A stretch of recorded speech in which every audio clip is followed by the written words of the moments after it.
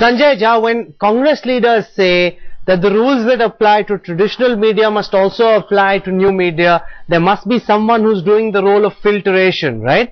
That sort of gives people jitters. They wonder whether people in government have any idea at all about the rules and the style of operation of new media. You yourself are on Twitter and you know fully well that the whole idea of a Facebook or Twitter is that you can say what you want.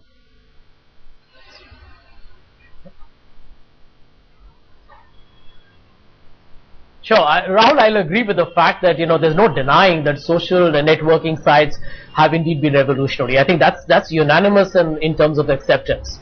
The bottom line is that today when you look at mainstream media, when we look at print and television, primarily both these channels, you find that your content when it goes out goes with a certain quality control.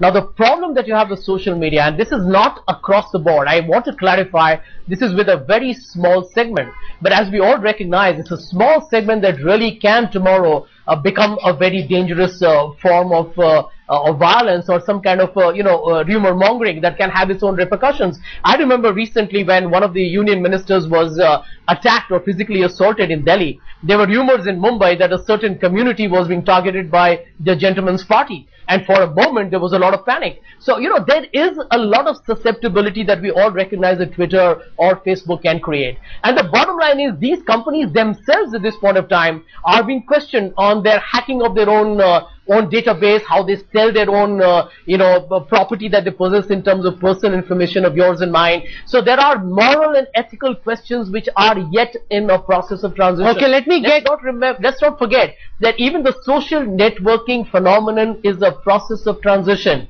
Now that's the reality of life. Let me get Shobha Dey to give a final comment on what Mr. Keshav Rao said, that someone must filter. If there's pornographic material going online, that these companies are very particular about removing. The Maderna CD was removed within hours of it going online. But when it comes to abuse, when it comes to filth, no one is doing that, and the government sense is that the mechanisms that have been created by these IT companies are not adequate. You get abused yourself fairly frequently, others online get abused. Do you get a sense that the filters aren't strong enough? Something needs to be done. That is part of the challenge of this new media. If you don't like the heat, stay out of the kitchen. But today nobody can afford to stay out of the kitchen. It is a tidal wave. It is today's reality. How you manage it is entirely up to you. You can always get off Twitter. You don't have to be have your own blog. You can choose. And it's this choice that is much more important in a democracy. So who this someone will be, who will be sitting there as a super censor to pre-filter content, I really don't know, and I don't like the idea of it. We need a reality check here, and I think Kapil Sibal needs to really question why he has suddenly woken up to the new reality of the new media and come up with all this. Today, everything is in the public domain. There are no secrets and there's no place left to hide for anybody in the world. From your sex life to your bank details, it's all out there. So what are we running away from?